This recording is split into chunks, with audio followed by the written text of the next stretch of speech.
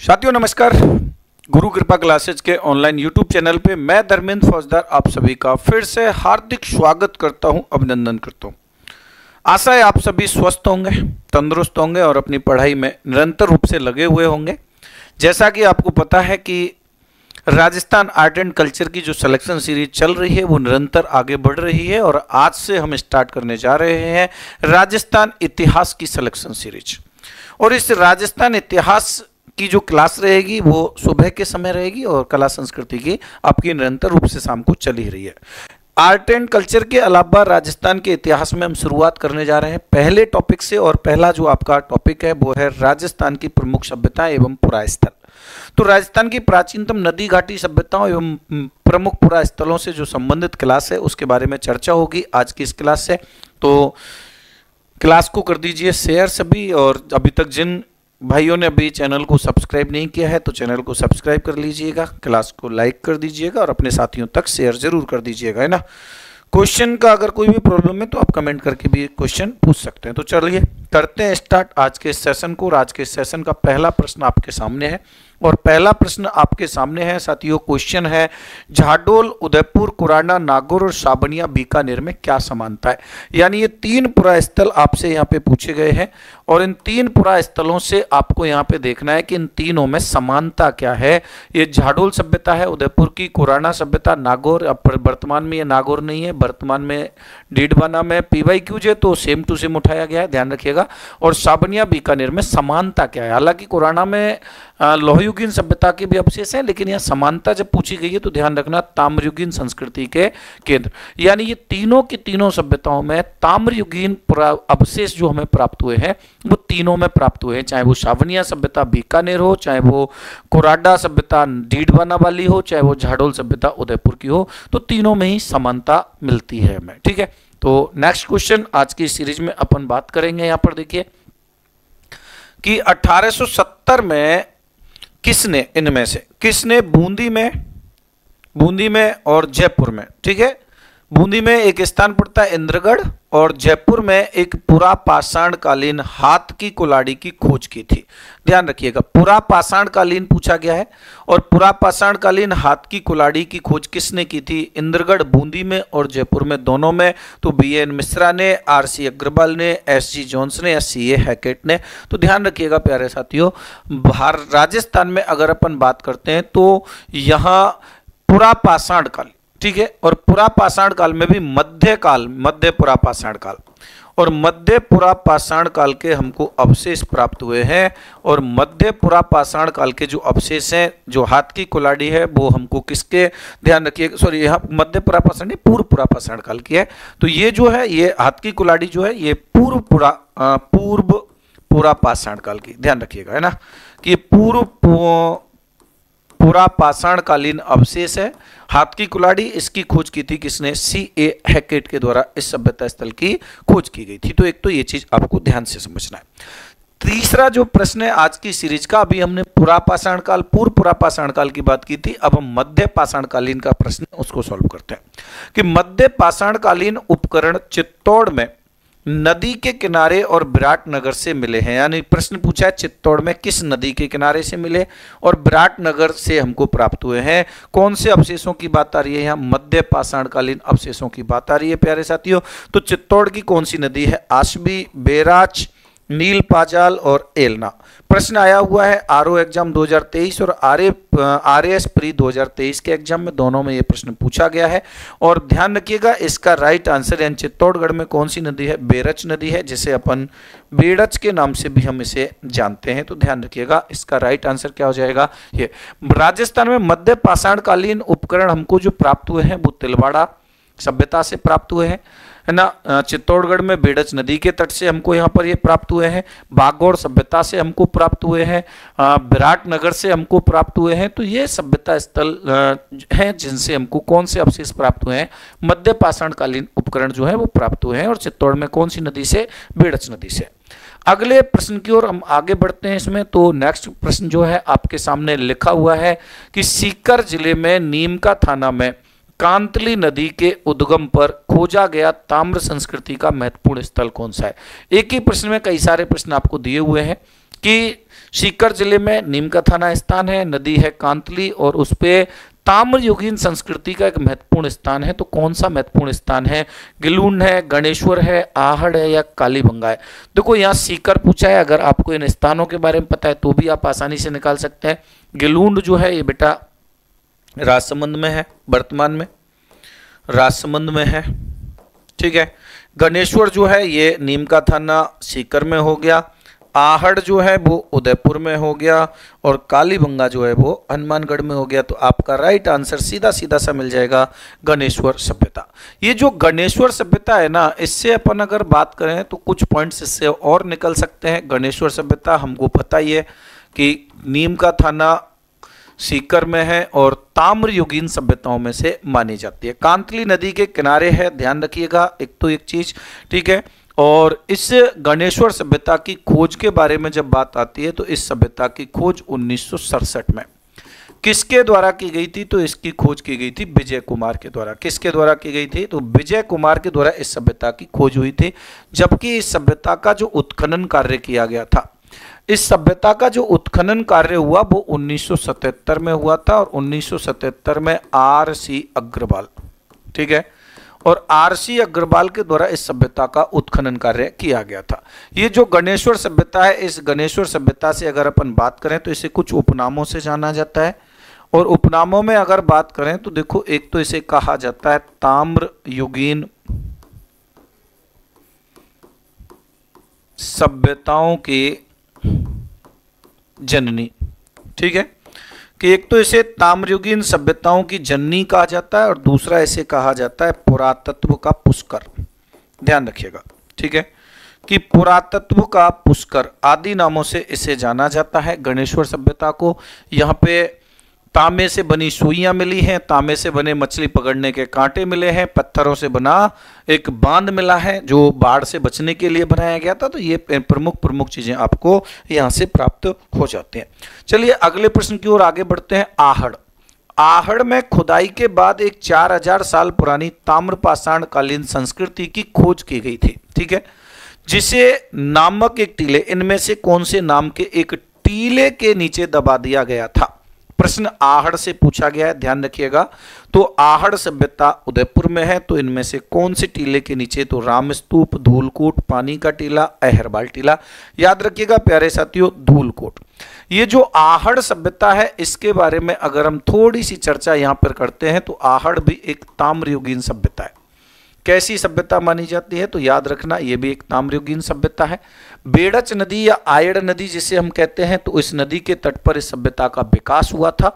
इस सभ्यता की जो खोज की गई थी, खोज एवं पहली बार इसका जो खोज किया गया वो 1953 में किया गया था और एक के व्यास ने किया था, ठीक है, कि अक्षय कीर्ति व्यास के द्वारा इस सभ्यता की खोज की गई थी। लेकिन जब हम इसके उत्खनन की बात करते हैं तो इसका उत्खनन जो था वो 2 चरणों में किया गया था, ठीक है, कि इसका जो उत्खनन था, उत्खनन जो है वो कितने चरणों में किया गया था? तो उत्खनन 2 चरणों में हुआ था। इसका पहली बार जो उत्खनन हुआ था वो 1954 से लेके 1956 तक किया गया था और 1954 से 1956 तक इसका जो पहली बार जो उत्खनन किया गया था, ये याद रखना, यहाँ पे पहली बार जो उत्खनन हुआ 1954 से 56 तक, ये RC अग्रवाल या रतन चंद्र अग्रवाल के द्वारा किया गया था, रतन चंद्र अग्रवाल। लेकिन दूसरी बार इसका जो उत्खनन किया गया था वो 1961-62 में किया गया था और 1961-62 में यहाँ HD सांकलिया, हसमुख धीरज लाल सांकलिया, ठीक है, और VN मिश्रा, HD सांकलिया और VN मिश्रा के द्वारा इसका दूसरी बार उत्खनन कार्य किया गया था। तो 2 बार उत्खनन कार्य हुआ था, याद रखिएगा। और अगर अपन बात करते हैं तो देखो इसका जो स्थानीय नाम है, ठीक है, इसके कई सारे नामों में जाएंगे तो इसका स्थानीय नाम आपको धूलकूट मिलता है, धूलकूट। वहीं पे अगर इसके प्राचीन नाम के बारे में बात करते हैं तो इसका जो प्राचीन नाम है प्यारे साथियों वो है ताम्रवती नगरी। अभी हमने गणेश्वर की बात की थी, ताम्रयुगीन सभ्यताओं की जननी, और यहाँ ताम्रवती नगरी, दोनों अलग अलग प्रश्न है। इसे अन्य नाम अगर अपन देखते हैं तो यहाँ अन्य नाम में अगर जाएं तो इसे आघाटपुर के नाम से भी जानते हैं, ठीक है, कि इसे आघाटपुर भी कहा जाता है। एक ग्रामीण संस्कृति है, ग्रामीण सभ्यता मानी जाती है। और ये जो सभ्यता है यहाँ पर, यानी आपको ध्यान रखिएगा, लाल काले रंग के मृद भांड मिले हैं। ठीक है, 6 चूल्हों का एक संग्रह में, एक घर में 6 चूल्हे मिले हैं। अनाज भंडारण के पात्र जिन्हें कोट या घोरे कहा गया था। इसके अलावा तांबे की धूपदानियां, तांबे से सबसे ज्यादा मात्रा में, सर्वाधिक मात्रा में तांबे के बर्तन, आभूषण, औजार, ठीक है, चक्रकूप पद्धति, ये सारी चीजें आपको ध्यान रखनी है। ये आहड़ से मुख्य मुख्य बातें जो हैं वो आपको यहाँ पे क्लियर करनी है। चलिए अगला प्रश्न क्या है, अगले प्रश्न को आप देख लीजिए, आपके सामने यहाँ पे है कि आहड़ को ताम्रवती नगरी के नाम से भी जाना जाता है। ठीक है, क्वेश्चन है आपके सामने कि आहड़ को ताम्रवती नगरी के नाम से भी जाना जाता है क्योंकि, अब देखो यहाँ पे अभी थोड़ी देर पहले मैंने आपको 2 चीजें बताई हैं, आहड़ ताम्रवती नगरी, गणेश्वर ताम्रयुगीन सभ्यताओं की जननी। तो यहाँ पे ताम्रवती नगरी कहा जाता है, क्यों कहा जाता है? क्योंकि यहाँ बड़ी संख्या में तांबे के औजार और उपकरण मिले हैं। ठीक है, घर बनाने के लिए धूप में बनी पक्की ईंटों का तो तांबे से कोई लेना देना नहीं है, जली हुई ईंटों का कोई मतलब नहीं, शिकार, पशुपालन, तो इसका सीधा सा राइट आंसर आ जाएगा। A large number of copper tools and equipment have been found, यानी बड़ी संख्या में तांबे के बर्तन, आभूषण, औजार जो मिले हैं, इसी कारण से ताम्रवती नगरी के नाम से जाना जाता है।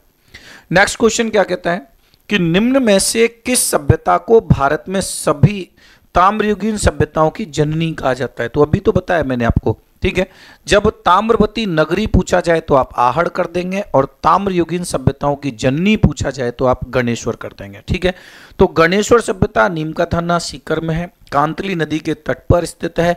तो जब जननी पूछा जाए, पुरातत्व का पुष्कर पूछा जाए तो गणेश्वर हो जाएगा। आहड़, धूलकोट, आघाटपुर, ये आपके ताम्रवती नगरी, ये आहड़ सभ्यता से प्रश्न बन जाते हैं। ठीक है, तो राइट आंसर क्या हो जाएगा? डी हो जाएगा। नेक्स्ट क्वेश्चन की बात करता हूं, गिलूंड और भगवानपुरा किस सभ्यता से संबंधित है? ध्यान रखिएगा, देखो गिलूंड सभ्यता खुद अपने आप में एक सभ्यता स्थल है, लेकिन यहां प्रश्न पूछा जा रहा है कि एक तो गिलूंड है और एक भगवानपुरा है। ये भगवानपुरा जो सभ्यता स्थल है ये उदयपुर में स्थित है, और गिलूंड जो है ये वर्तमान में राजसमंद में है। ध्यान रखना। अब यहां पे इनमें से पूछी गई कि दोनों सभ्यताएं किस सभ्यता से संबंधित हैं। यानी कि देखो, अब उदयपुर और राजसमंद की सभ्यताएं होंगी तो क्षेत्र वो ही होना चाहिए, ज्यादा दिमाग लगाना ही नहीं है इसमें अपन को कहीं। इनमें से देख लो, आहड़ उदयपुर में स्थित है, कालीबंगा हनुमानगढ़ में स्थित है,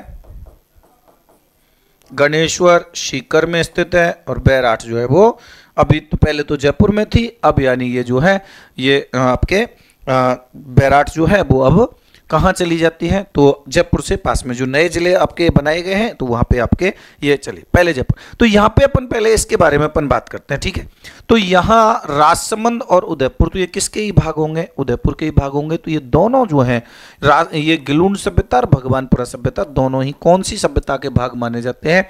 तो ये दोनों के दोनों जो है बेटा, ये आहड़ सभ्यता के भाग माने जाते हैं। तो ईजिली आप इनको अच्छे से तैयार कर सकते हैं। चलिए अगला प्रश्न है, पुरातत्वविद नील रतन बनर्जी और कैलाशनाथ दीक्षित निम्नलिखित में से किस पुरास्थल के उत्खनन से संबंधित रहे हैं? 9वें नंबर का प्रश्न है आपका। तो अब प्रश्न पूछा गया, इनमें से कौन सी सभ्यता से संबंधित इनका संबंध है? एक तो नील रतन बनर्जी का और कैलाशनाथ दीक्षित का। देखो, कालीबंगा से बैराठ, आहड़ या गणेश्वर। तो ध्यान रखिएगा बेटा, बैराठ सभ्यता जो है, इस बैराठ सभ्यता से संबंधित है नील रतन बनर्जी और कैलाशनाथ दीक्षित। अगर अपन यहाँ पे बात करते हैं नील रतन बनर्जी और कैलाशनाथ दीक्षित से, तो याद रखिएगा इसमें सबसे पहले अगर मैं बात करता हूं इस बैराठ सभ्यता की, बैराठ सभ्यता। ठीक है, ध्यान रखिएगा, ये जो बैराठ सभ्यता है, ये बैराठ सभ्यता की जो खोज की गई थी, नदी अगर पूछी जाती है तो बाणगंगा नदी के किनारे है ये। इसकी खोज पूछी जाती है तो 1922 में दयाराम सानी के द्वारा की गई थी, जिसने हड़प्पा सभ्यता की खोज की 1921 में, उसी ने दयाराम साहनी ने 1922 में। उसके उत्खनन के बारे में अगर बात करते हैं तो देखो इसका उत्खनन 2 बार हुआ। पहली बार तो इसी दयाराम साहनी ने किया था 1936-37 में, यानी कि दयाराम साहनी के द्वारा ही इसका क्या किया गया था, उत्खनन। पहली बार उत्खनन कार्य दयाराम साहनी ने किया था 1936-37 में, और 1936-37 में दयाराम साहनी के द्वारा ही इसका उत्खनन कार्य किया गया था। लेकिन इसका दूसरा जो उत्खनन कार्य किया गया था 1962-63 में, 1962-63 में इसका जो उत्खनन कार्य किया गया था 62-63 में, वो किया था किसने, नील रतन बनर्जी ने, कैलाश नाथ दीक्षित ने। तो नील रतन बनर्जी और कैलाश नाथ दीक्षित के द्वारा दूसरी बार इसका उत्खनन कार्य किया गया था। ये सभ्यता बौद्ध धर्म से संबंधित सभ्यता मानी जाती है। अशोक कालीन सभ्यता है। ब्राह्मी लिपि में यहाँ पे अंकित ईंटें हमको प्राप्त हुई हैं। गोल बौद्ध मठ हमको प्राप्त हुआ है। रत्न हमको यहाँ पर प्राप्त हुए हैं। सूती कपड़े का अवशेष हमको यहाँ पर प्राप्त हुआ है। भाब्रू शिलालेख हमको यहाँ पर मिला है ना। यूनानी मुद्राएं हमको यहाँ पर प्राप्त हुई हैं। ध्यान रखिएगा कि यहाँ पे 36 मुद्राएं प्राप्त हुई, जिनमें से कुछ पंचमार्क मुद्राएं थी, यानी कि 8 जो थी वो पंचमार्क मुद्रा है, और सभी हिंद यूनानी मुद्राएं हैं, जिनमें यूनानी शासक मेनांडर से संबंधित मुद्राएं भी हमको इस स्थान पर प्राप्त हुई हैं। नेक्स्ट क्वेश्चन की बात करता हूं। अगला प्रश्न आपके सामने यहाँ पे लिखा हुआ है कि निम्नलिखित में से किस पुरास्थल के निवासी वस्त्र बुनाई की तकनीक से परिचित थे। तो यहाँ पे ध्यान रखना कि वस्त्र बुनाई की तकनीक से परिचित थे कौन से पुरास्थल के निवासी थे। बालाथल के, गणेश्वर के, बैराट के या कालीबंगा के। अभी मैंने आपको 1 मिनट पहले यहाँ पे बताया कि यहाँ मैंने कौन सी सभ्यता के बारे में, तो यहाँ पे अपन दिख रहे थे बैराट सभ्यता के बारे में। तो बैराट सभ्यता के बारे में साथियों मैंने आपको यहाँ पे बात बताई है कि ये जो सभ्यता है बैराट सभ्यता, यहां से सूती कपड़े का अवशेष भी मिला, यानी हाथ से बुना हुआ एक कपड़ा हमको प्राप्त हुआ है। यहां पे सूती कपड़ा, हाथ से बुना हुआ सूती कपड़ा हमको यहां पर प्राप्त हुआ है। तो सीधी सी बात है, इनमें से बैराट सभ्यता के जो लोग थे वो वस्त्र बुनाई की तकनीक से परिचित थे। चलिए नेक्स्ट क्वेश्चन है। आज की सीरीज में अपन बात करते हैं कि भरतपुर जिले के किस गांव में उत्खनन से ताम्रयुगीन सभ्यता के अवशेष मिले।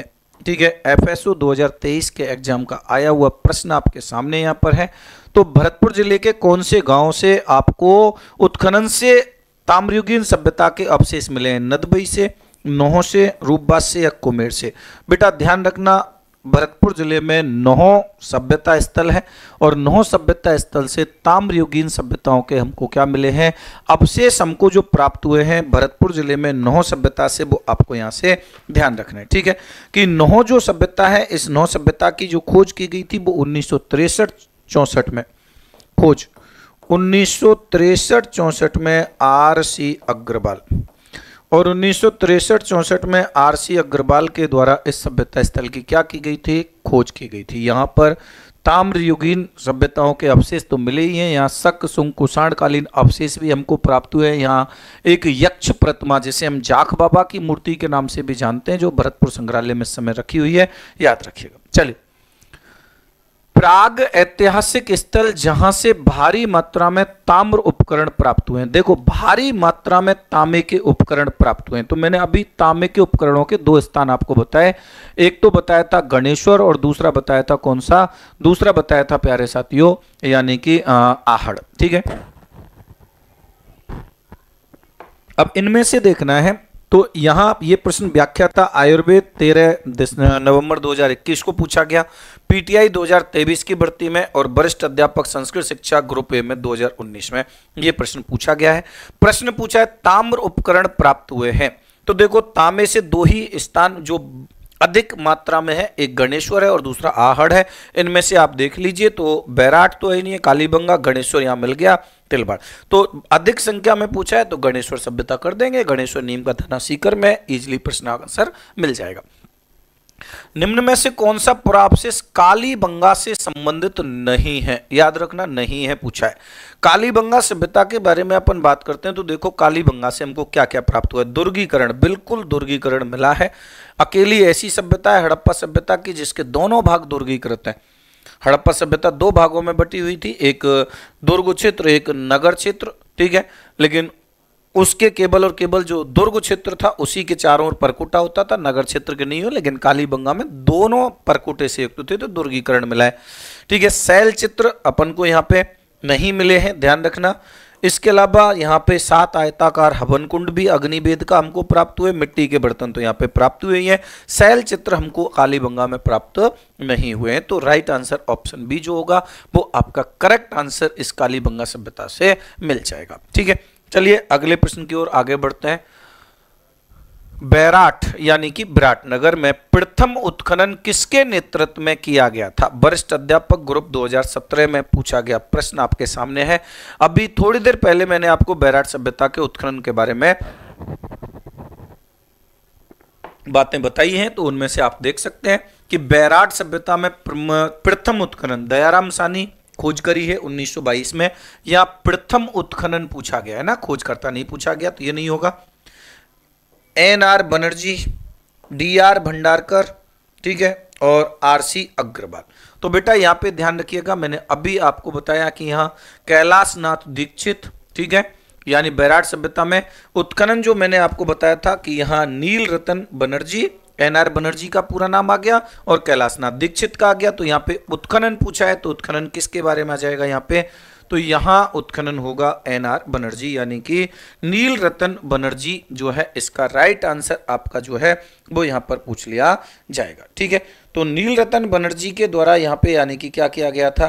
तो यहाँ आप ध्यान रखिएगा उत्खनन कार्य जो है वो यहाँ पे, और खोज अगर यहाँ पे पूछ ली जाती है, ठीक है, तो प्रथम उत्खनन पूछा है और यहाँ पे खोज अगर पूछी जाती है तो फिर दयाराम सानी के द्वारा आ जाएगा। उत्खनन कार्य आपको यहाँ पे करना है।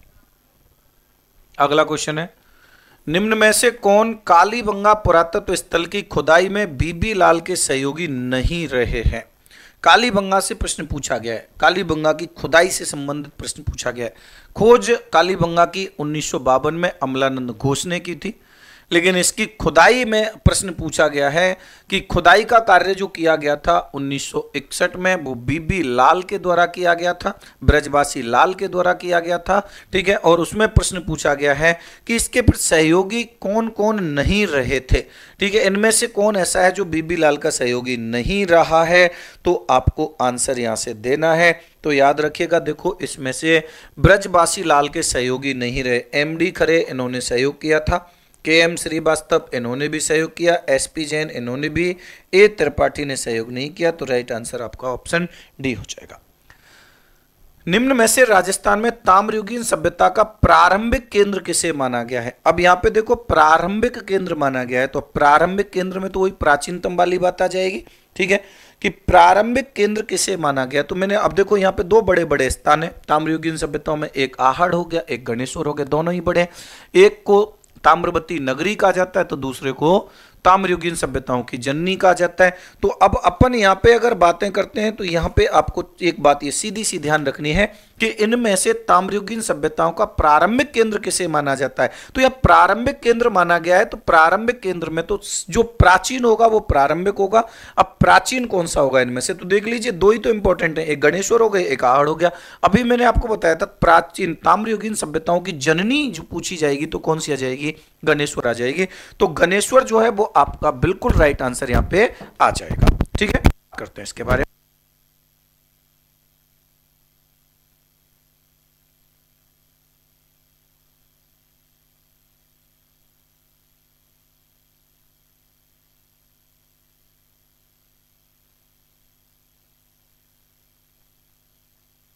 हाँ, तो साथियों अब आगे यहां पे ध्यान दीजिए, अगला जो प्रश्न है उसके ऊपर हम बात करते हैं। 18 नंबर का क्वेश्चन कि निम्नलिखित में से बौद्ध धर्म से संबंधित पुरातत्व अवशेष कहां पे मिले? थोड़ी देर पहले ही मैंने आपको इस बारे में चर्चा की थी कि बौद्ध धर्म से संबंधित अवशेष जो है वो राजस्थान के किस पुरास्थल से प्राप्त हुए हैं?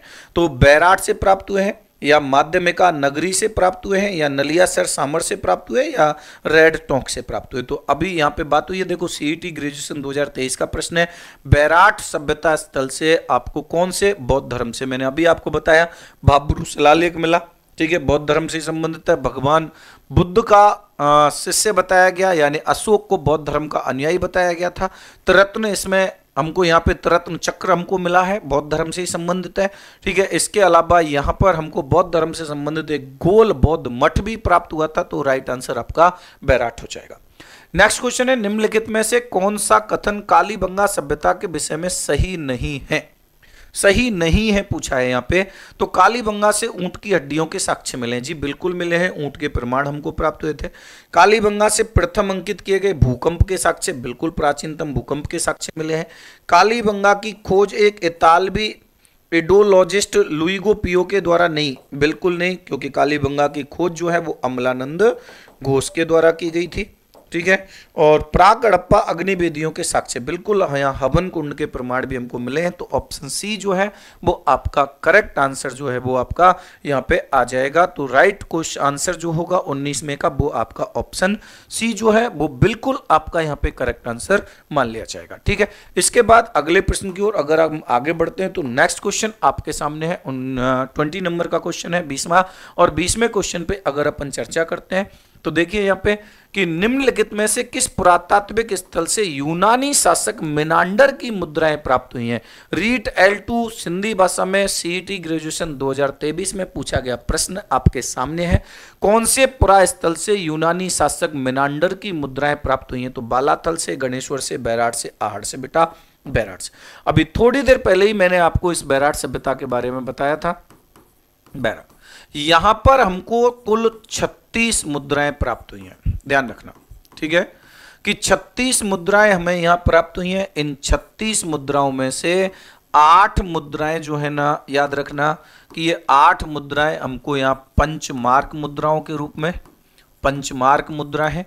अब शेष यहां पे बची 28 मुद्राएं, और ये जो 28 मुद्रा है ये हमारी हिंद यूनानी है, इंडो ग्रीक है, ठीक है, कि हिंद यूनानी मुद्राएं जिनकी संख्या कितनी 28, यानी इन्हें इंडो ग्रीक भी कह सकते हैं, याद रखना, ठीक है, ये इंडो ग्रीक। अब इन 28 में से बेटा 16 जो मुद्रा है ना, 16 मुद्रा, 28 में से 16 मुद्राएं इंडो ग्रीक शासक मेनांडर से संबंधित है, याद रखना है इसको, है ना। तो यहाँ 16 जो है वो मेनांडर से संबंधित मुद्राएं आपको प्राप्त हुई हैं। कौन से सभ्यता स्थल से, तो आपका सभ्यता स्थल है बैराट। तो option C is the correct answer of this question 20 number का, ठीक है। अगले क्वेश्चन की ओर मैं बात करता हूं यहां से कि निम्नलिखित में से किस एक अभिकरण ने कालीबंगा के उत्खनन कार्य का उत्तरदायित्व संभाला है, ठीक है, कि निम्नलिखित में से किस एक अभिकरण ने कालीबंगा के उत्खनन कार्य का उत्तरदायित्व संभाला। कालीबंगा ध्यान रखिएगा एक ऐसी सभ्यता स्थल है जो स्वतंत्रता के बाद खोजा गया राजस्थान का पहला स्थल, ठीक है, आजादी के बाद खोजा गया राजस्थान का पहला स्थान कालीबंगा था। तो कालीबंगा की उत्खनन कार्य की जो जिम्मेदारी थी वो किसने संभाली थी। मेलबोर्न विश्वविद्यालय ऑस्ट्रेलिया ने, राजस्थान पुरातत्व एवं संग्रहालय विभाग जयपुर ने, भारतीय पुरातत्व सर्वेक्षण नई दिल्ली ने, और डेक्कन कॉलेज पुणे ने। तो बेटा ध्यान रखना कालीबंगा सभ्यता की जिम्मेदारी थी भारतीय पुरातत्व सर्वेक्षण विभाग नई दिल्ली। भारतीय पुरातत्व सर्वेक्षण विभाग यानी जो ASI है, ठीक है, ASI, इस ASI की जो स्थापना की गई थी ना, याद रखिएगा कि इसकी स्थापना की गई थी 1861 ईस्वी में। इस समय 1861 ईस्वी में भारत के गवर्नर जनरल थे लॉर्ड कैनिंग, ठीक है। तो लॉर्ड कैनिंग के शासनकाल में इसकी स्थापना कलकत्ता में की गई थी। कब की गई थी? कलकत्ता में। और इस ASI के प्रथम महानिदेशक, ध्यान दीजिएगा यहाँ पे कि इसके प्रथम जो महानिदेशक बनाए गए थे वो बनाए गए थे अलेक्जेंडर कनिंघम, ठीक है ना, कि अलेक्जेंडर कनिंघम इसका प्रथम महानिदेशक बनाया गया था। उसके बाद बेटा 1906 में इसे एक स्थायी संस्था बना दिया गया था, ठीक है ना। और 1906 में इस समय लॉर्ड कर्जन, के शासनकाल में एक स्थायी संस्था बना दिया गया। वर्तमान में इसका जो मुख्यालय है, इसकी स्थापना पहले कलकत्ता में हुई थी, वर्तमान में इसका मुख्यालय नई दिल्ली में स्थित है, ध्यान रखिएगा। ठीक है, चलिए नेक्स्ट क्वेश्चन है 22वें नंबर का 22 कि निम्नलिखित में से किस सभ्यता में आवास एवं बस्तियां बनाने में ईंटों का प्रयोग नहीं किया गया। यानी अधिकांशतः जो आवास बनाने के, जो मकान बनाने की जो प्रक्रिया थी उसमें ईंटों का प्रयोग किया गया था। चाहे ईंटें वो कच्ची हों पक्की हों वो बात अलग अलग थी, लेकिन यहाँ पूछ रहा है कि ईंटों का प्रयोग नहीं किया गया था, तो कौन सी सभ्यता में? गणेश्वर में, नोह सभ्यता में, ठीक है, नूह नहीं है बेटा, ये नोह है ना, नोह में, कालीबंगा में, पीलीबंगा में। तो याद रखना बेटा कौन सी सभ्यता भाई मेरे? गणेश्वर सभ्यता। ध्यान रखना कि इस सभ्यता में जो मकान बनाए गए थे ना, मकान जो थे वो पत्थरों से बने थे। मकान जो थे वो किससे बने हुए थे? तो मकान जो थे वो पत्थरों से बने हुए थे। 23 क्वेश्चन है आपके सामने, आहड़ का उत्खनन कार्य किसके नेतृत्व में संपादित हुआ था? तो आहड़ का उत्खनन कार्य, आहड़ सभ्यता, अभी हमने यहां पे बात की थी भाई आहड़ के बारे में कि आहड़ जो सभ्यता है, आहड़ उदयपुर में है, बेड़च नदी के तट पर इस सभ्यता, बेड़च के दूं या आयड़ के दूं, ये हो गया। खोज की जब बात होगी तो आहड़ सभ्यता की जो खोज की गई थी वो किसके द्वारा? 1953 में A.K. व्यास के द्वारा की गई थी, अक्षय कीर्ति व्यास। लेकिन यहाँ उत्खनन वाली जब बात आई थी तो उत्खनन कार्य मैंने अभी बताया, एक बार तो 1954 से 1956 तक हुआ था, और एक H.D. सांकलिया ने किया। हालांकि सहयोग जो था वो B.N. मिश्रा ने भी दिया, B.N. मिश्र इसने भी दिया, लेकिन मुख्य रूप से इसमें ध्यान रखना H.D. सांकलिया इसका आंसर, ये जो माना गया था इसका आंसर वो ये माना गया था H.D. सांकलिया। हालांकि इसमें दोनों हैं, लेकिन H.D. सांकलिया ने इस आहड़ सभ्यता को एक नाम दिया था बनास संस्कृति। ध्यान रखना कि बनास संस्कृति किसने कहा था? तो H.D. सांकलिया ने से बनास संस्कृति नाम दिया था। अगले प्रश्न की ओर आगे बढ़ते हैं। तो किस सभ्यता में अच्छी विकसित प्राचीर युक्त किलेबंदी के अवशेष मिले? तो यहाँ पे परकोटे के अवशेष पूछे गए हैं प्यारे साथियों, और वो अच्छी तरीके से सुदृढ़ थी, मजबूत थी, विकसित प्राचीर थी। तो गणेश्वर में, कालीबंगा में, बालाथल में, पीलीबंगा में। तो ध्यान रखना बेटा कौन सी सभ्यता स्थल है? कालीबंगा। कालीबंगा में दोहरा परकोटा मिला था। इसके दोनों ही भाग, चाहे वो नगर क्षेत्र हो, चाहे वो गढ़ी क्षेत्र हो, दुर्ग क्षेत्र जिसे कहा, दोनों ही परकोटे से मजबूत थे, परकोटे से सुरक्षित थे। तो कालीबंगा सभ्यता में हमको किलेबंदी के अवशेष प्राप्त हुए। In how many levels was the excavation of the Kalibangan done? Kalibangan का उत्खनन कार्य कितने स्तरों में किया गया था? तो कालीबंगा का जो उत्खनन कार्य वो कितने स्तरों में किया गया? स्कूल व्याख्याता 2022 CET 10+2 2023 का क्वेश्चन है, ध्यान रखना। कालीबंगा सभ्यता देखो 8 1 3 5 बेटा, कालीबंगा सभ्यता जो है वो 5 स्तरों तक इसकी खुदाई की गई थी। आहड़ जो है वो उसके 8 स्तर थे, आहड़, और कालीबंगा जो है वो 5 स्तरों तक। ठीक है, अब कालीबंगा के 5 स्तर थे, तो कालीबंगा का पहला और दूसरा स्तर, इसके पहले जो 2 स्तर थे ये तो ध्यान रखना ये हड़प्पा से भी प्राचीन थे। तो इन्हें दोनों स्तरों में तो हमको प्राक हड़प्पा कालीन, हड़प्पा से भी प्राचीन मिला है ये।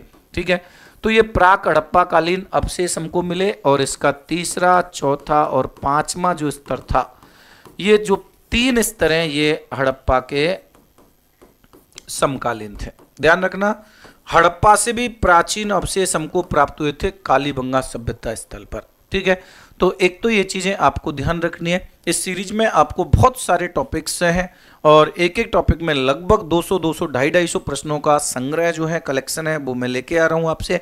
कंप्लीटली PYQs आपके इजीली सॉल्यूशन यहाँ पे करा दूंगा। ठीक है, आज पहली क्लास इसकी रही है, और पहली क्लास में हमने 25 क्वेश्चंस जो हैं वो हमने सॉल्व किए हैं। इसके बाद नेक्स्ट क्लास रेगुलर रहेगी, और सुबह के टाइम में, क्योंकि लाइव क्लास के लिए अगर देखते हैं कि अगर सुबह भी अपन एक लाइव रखें तो देखेंगे, अगर टाइम एडजस्ट होगा, वरना रिकॉर्डेड क्लास तो आपको निरंतर रूप से मिलती रहेगी। तो जुड़े रहिए चैनल के साथ में, है ना, और क्लास को अपने साथियों के साथ जरूर से शेयर कर दी जाए। ठीक है, जिससे कि लोग जुड़े और उनको अच्छे तरीके से हमें भी काम करने का मन करे और आप लोगों को भी बहुत अच्छे स्तर के जो क्वेश्चन है वो प्राप्त हो। ठीक है साथियों, तो आज की क्लास में इतना ही, मिलते हैं नई क्लास के साथ, तब तक के लिए नमस्कार, धन्यवाद।